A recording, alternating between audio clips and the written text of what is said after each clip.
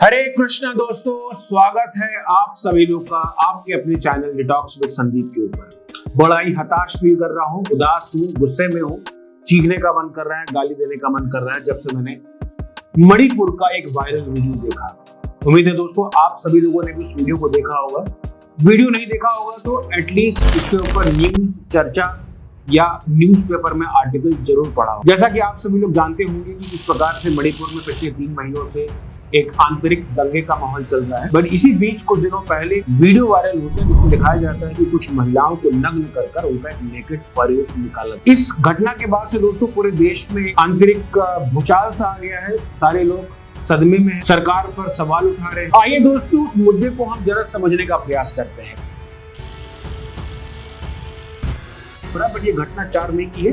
3 मई से मणिपुर के अंदर आंतरिक दंगे शुरू हो जाते। बताया जा रहा है दोस्तों कि 3 महिलाएं जिनकी अवस्था 21 साल, 42 साल और 52 साल की थी, उनको नग्न कर उनका परेड निकाला गया। वीडियो हम आपको दिखा नहीं सकते क्योंकि बड़ा ही भयावह है, बड़ा ही दुष्कर्म किया गया है चीजें, और ये वीडियो दिखाना किसी मानवीय समाज के लिए शोभा नहीं देता, इसलिए वीडियो हम आपको नहीं दिखाएंगे। 3 महिलाओं के साथ ये दुष्कर्म इसलिए किया गया क्योंकि वो कुकी समुदाय से आए। एक 21 वर्षीय महिला का सामूहिक दुष्कर्म किया जाता है उसके भाई के सामने। उसके भाई को मार दिया जाता है, उसके पिता को मार दिया जाता है। जिन 3 महिलाओं को नग्न करके घुमाया जाता है उसमें से एक के पति जो है वो कारगिल युद्ध के समय देश की रक्षा कर चुके हैं। कारगिल के समय उन्होंने देश की रक्षा तो कर ली, बट आज पूरा देश उनकी पत्नी और उनकी समाज की रक्षा करने में असफल रहा है। ये बताया जा रहा है दोस्तों की ये जो घटना है ये मैथी कम्युनिटी के द्वारा की गई। मैथी कम्युनिटी की भीड़ ने उन महिलाओं के साथ ऐसा दुष्कर्म किया। 3 महीनों से मणिपुर के अंदर जो दंगा चल रहा है वो मैथी समुदाय, कुकी समुदाय और नागा समुदाय के बीच में आंतरिक दंगों की वजह से हो रहा है। इस 3 महीनों में दोस्तों सैकड़ों जाने जा चुकी है, कई महिलाओं की इज्जत लूटी जा चुकी है। पर इस वीडियो के वायरल होने के बाद से हमारे देश की सरकारें जाग रही हैं। 3 महीनों से सभी लोग सो रहे हैं। माननीय प्रधानमंत्री जी का भी इस वीडियो के बाद से उनका स्टेटमेंट आता है, वो भी काफी दुखी, ऐसा वो अपने स्टेटमेंट में बता रहे हैं। चारों तरफ से थू होने के बाद, विपक्ष के द्वारा क्रिटिसिज्म होने के बाद, 2.5 महीनों के बाद वीडियो को देखने के बाद उस व्यक्ति को गिरफ्तार किया जाता है मणिपुर के। सवाल एक ये भी उठता है कि अगर वीडियो वायरल नहीं होता तो रेप करने वाला व्यक्ति जो है वो तो आजाद घूम रहा था 2.5 महीने से और आगे भी घूमता रहा। वो तो वीडियो वायरल होने के बाद, क्रिटिसिज्म होने के बाद राज्य की सरकारों ने उनको अरेस्ट किया। बताया जा रहा है दोस्तों कि इस घटना के पीछे मेन रीजन ये था कि एक फेक न्यूज स्प्रेड किया गया। फेक न्यूज क्या स्प्रेड किया गया? फेक न्यूज ये स्प्रेड किया गया कि कुकी समुदाय के लोगों के द्वारा मैथी समुदाय की महिलाओं का गैंग रेप किया जा रहा है, उनको सेक्सुअली, फिजिकली उनको असॉल्ट किया जा रहा है। इस घटना से परेशान होकर, गुस्से में आकर मैथी समाज के लोगों ने भी कुकी समुदाय की महिलाओं के साथ ऐसा दुष्कर्म किया, जिसे हम कह सकते हैं रेप एंड रिवेंज रेप का एक सिलसिला पूरे मणिपुर के अंदर इस समय चल रहा है। दोनों समुदाय अपने आप को ताकतवर सिद्ध करना चाहता है। क्योंकि समुदाय दिखाना चाहता है कि मैं सुपीरियर हूँ, मैथी समाज ये दिखाना चाहता है कि मैं सुपीरियर हूँ, और दोनों लोग अपने पौरुष को साबित करने के लिए मणिपुर की महिलाओं को बलि का बकरा बना। याद है दोस्तों कि ये तो एक वीडियो वायरल हुआ है, इस प्रकार के ना जाने कितने वीडियो अभी दबे होंगे जो रिपोर्ट नहीं हुए होंगे, और ऐसी कितनी सामूहिक दुष्कर्म की घटनाएं मणिपुर के अंदर हो चुकी। इस मुद्दे को सॉल्व करने के बजाय हमारे देश की जो राजनीतिक पार्टियां हैं वो अपनी पॉलिटिकल रोटियां सेक रहे। कुछ लोग विपक्ष की जो पार्टियां हैं वो सत्ताधारी पार्टियों से इस्तीफे की मांग कर, वही जो सत्ताधारी जो पार्टियां हैं वो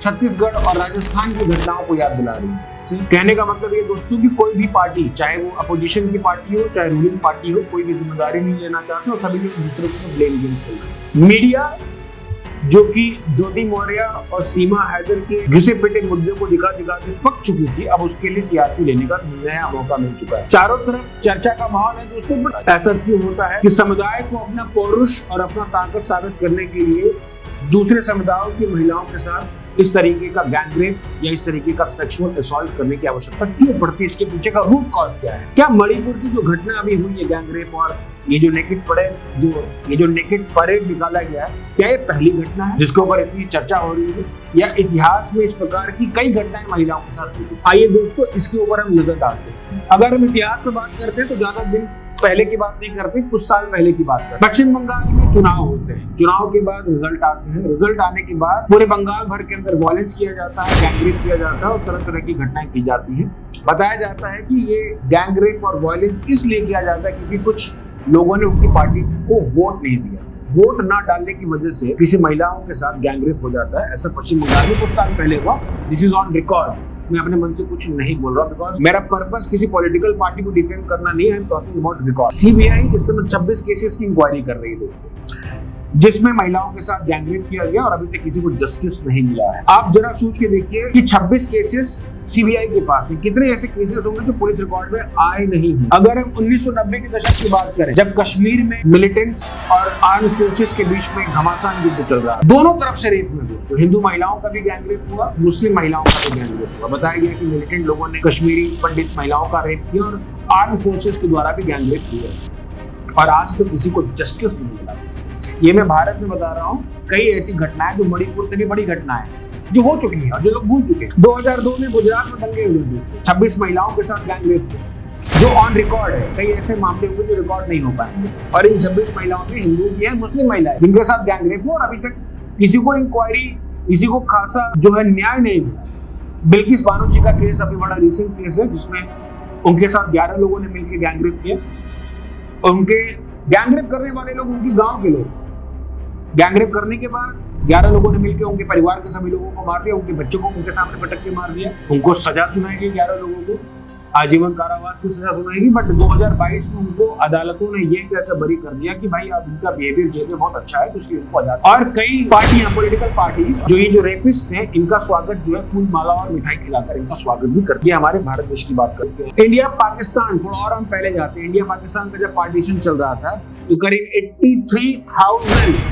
83,000 महिलाओं को रेप, मर्डर, नेकेड परेड निकाल के उनको सेक्सुअली उनको एक्सप्लॉइट किया गया।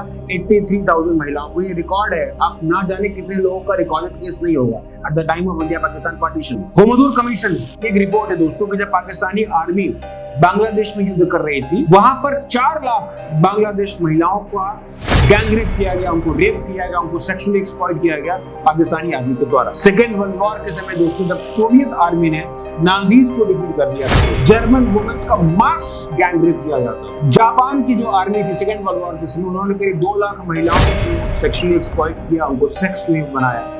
ये ऑन रिकॉर्ड सारी बातें हैं, मैं अपने मन से कुछ बता नहीं रहा हूँ। अगर हम और पीछे जाते हैं, मेडिवल इंडिया के समय जाते हैं, जब करीब हम 9वीं शताब्दी के समय जाते हैं, तो मोहम्मद बिन कासिम ने जब भारत में अटैक किया था 767 के करीब, उस समय से लेकर अगर हम बात करें अलाउद्दीन खिलजी से लेकर बात करें, या औरंगजेब तक के समय की हम बात करें, जो पूरा मेडिवल पीरियड था, जब इस्लामिक इन्वेजन का जो टाइम था, उस समय आप अटैक करो, राजा को डिफीट करो, और जीतने के बाद उस राज्य की सारी महिलाओं को आप सेक्स स्लेव बनाओ, उनका रेप करो, उनके साथ सेक्सुअली उनको एक्सप्लॉइट करो। ये होता है ऑन रिकॉर्ड है हिस्ट्री की किताबों में। और अगर हम पहले जाते हैं, 5000 साल पहले जाते हैं, महाभारत युद्ध, बच्चों को पता है दोस्तों कि महाभारत की युद्ध के समय, युद्ध से पहले जब कैसे कौरवों के द्वारा, दुर्योधन के द्वारा द्रौपदी माता को निर्वस्त्र करने का प्रयास किया गया भरी सभा के सामने, ये भी एक तरीके का गैंगरेप करने का ही प्रयास था दोस्तों। वो तो भगवान इंटरवीन करते हैं किसी तरीके से द्रौपदी माता की रक्षा। और अगर हम पहले जाते हैं दोस्तों, तो रामायण के समय हमें ऐसी जानकारी मिलती है कि रावण ने ना जाने कितनी अनगिनत महिलाओं के साथ गैंगरेप किया, रंभा के साथ गैंगरेप किया,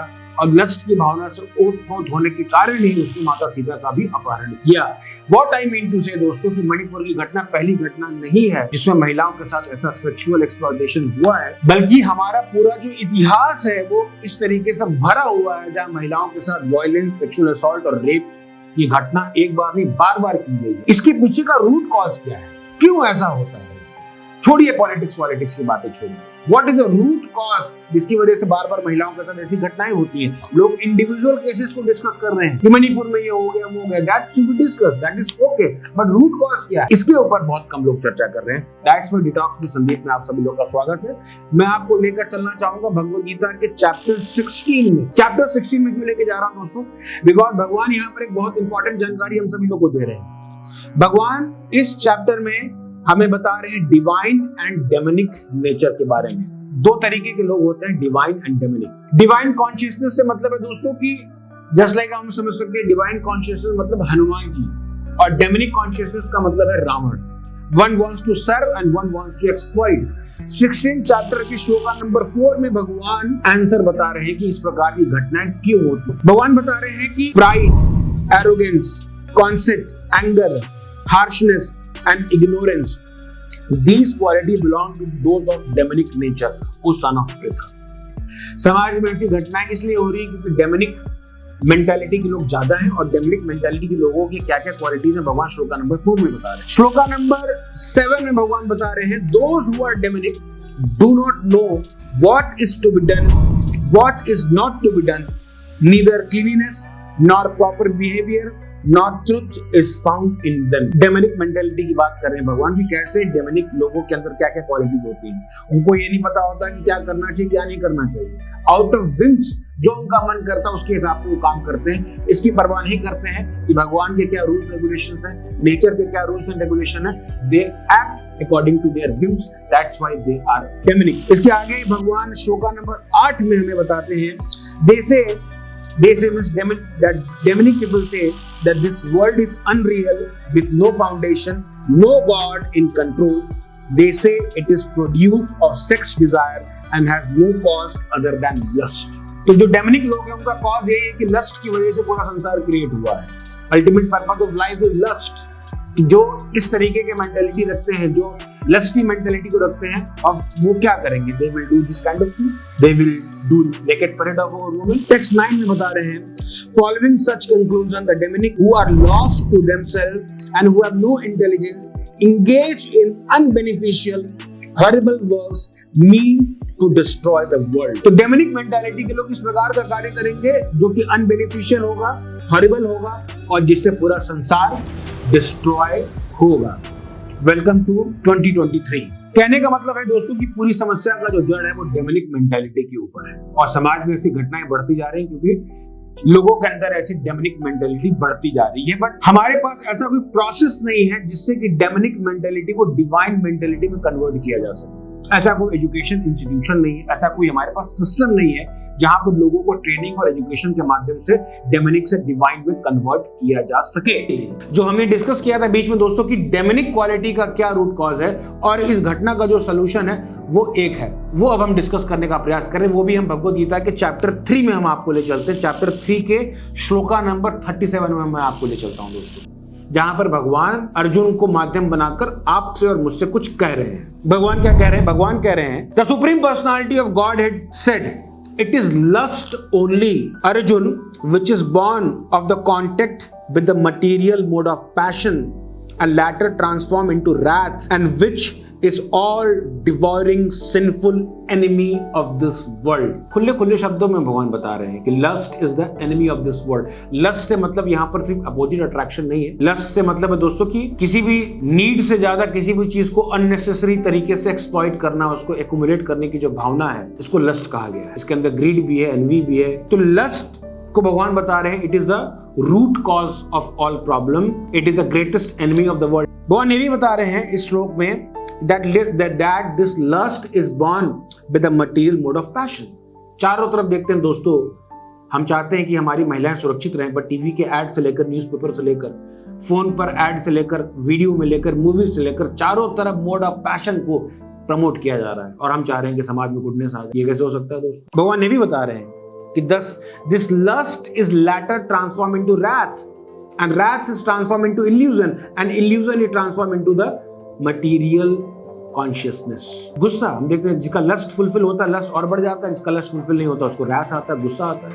तभी तो हम देखते हैं निर्भया के रेप केस में देखें तो उसके प्राइवेट पार्ट में लोगों ने रॉड डाल दिया। This is wrath and the reason of this wrath is mode of passion। आगे अगर हम देखें श्लोका नंबर 38 में भगवान हमें बताते हैं, as fire is covered by smoke, as a mirror is covered by the dust, or as the embryo is covered by the womb, the living entity is similarly covered by the different degree of the lust। हर व्यक्ति की different अलग अलग degree में lust से प्रभावित है। कोई ऐसा व्यक्ति नहीं जो कह सकता कि मैं लस्ट से प्रभावित नहीं हूं। Text 39, thus the wise living entity pure consciousness become covered by his eternal enemy in the form of lust which is never satisfied and which burns like a fire। भगवान बता रहे हैं कि इटर्नल एनिमी है, ऐसा नहीं कि 1 महीने 2 महीने की बात। इटर्नल एनिमी लस्ट है हमारा और वो कभी सेटिस्फाइड नहीं हो सकता, चाहे हम कितनी भी वीडियोस देख लें, कितना भी कुछ कर लें, कभी सेटिस्फाइड नहीं होने वाला। जैसे कि आग में घी डालने से कभी आग बुझने वाली नहीं है, उसी प्रकार से सिर्फ सेंस ग्रेटिफिकेशन करने से लस्ट कभी रुकने वाला नहीं है। टेक्स्ट 40 में भगवान बता रहे हैं, the senses, the mind and the intelligence are the sitting places of this lust, तो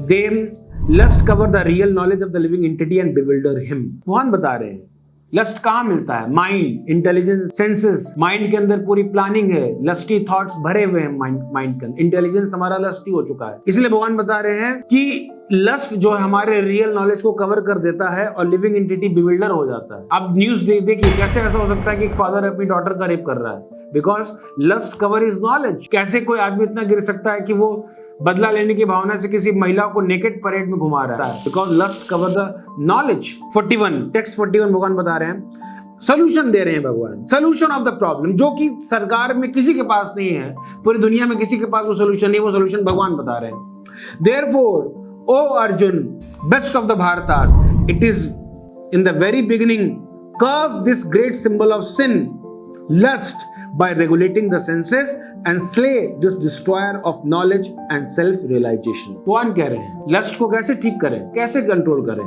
By regulating the senses, अपने सेंसेस को डिसिप्लिन में लाकर, अपने लाइफ में सेल्फ रियलाइजेशन और नॉलेज को प्रैक्टिस करके, अपनी कॉन्शियसनेस को एलिवेट करके। बट जब बात की जाती है कि सेंसेस को रेगुलेट करिए, भगवान के नियमों का पालन करिए, तो लोग बोलने लगते हैं माई लाइफ माई चॉइस, मैं कपड़ा पहनूं चाहे कपड़ा नहीं पहनूं, मैं ये करूं चाहे वो करूं, मैं सुट्टा पीऊं चाहे सुट्टा नहीं पीऊं, मैं ये देखूं चाहे वो देखूं, माई लाइफ माई चॉइस, मेरे पास फ्रीडम है। तो हम चाहते हैं कि सब कुछ ठीक हो, बट हम अपनी मनमानी भी करना चाहते हैं। ये वही बात है कि मैं ठीक भी होना चाहता हूं पर दवाई नहीं खाना चाहता। हम भगवान के रूल्स रेगुलेशन को मानना नहीं चाहते, बट हम चाहते हैं कि सब कुछ अच्छा हो, बट भगवान जो सोल्यूशन बता रहे हैं उसको हम फॉलो नहीं करना। टेक्स्ट 42 भगवान बता रहे हैं, the working senses are superior to the dull matter, mind is higher than the senses, intelligence is still higher than the mind, and soul is even higher than to the intelligence.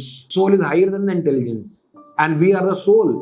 If we want, अगर हम दृढ़ निश्चय कर ले तो हम अपने अंदर के लस्ट को कर्व कर सकते हैं, ठीक कर सकते हैं, because we are higher than our mind, senses and intelligence. And text 43 में भगवान बता रहे हैं, thus knowing oneself to be transcendental to the material senses, mind and intelligence, O mighty Arjun, one should steady the mind by deliberate spiritual intelligence, and thus by spiritual strength conquer this insatiable enemy known as lust. भगवान बता रहे हैं कैसे control करना है, deliberate practice करके, spiritual practice deliberate तरीके से। मन नहीं करेगा शुरू में, डेलिबरेटली, फोर्सफुली, डिसिप्लिन होकर स्पिरिचुअल प्रैक्टिस करने की आवश्यकता है। मंत्रा मेडिटेशन को प्रैक्टिस करने की आवश्यकता है। डेली भगवद गीता को पढ़ने की आवश्यकता है। अगर हम अपनी लाइफ में इन छोटी छोटी चीजों का अगर हम पालन करते हैं तो भगवान आश्वासन दे रहे हैं कि by spiritual strength, not by political strength, physical strength, we can control this enemy only by spiritual strength,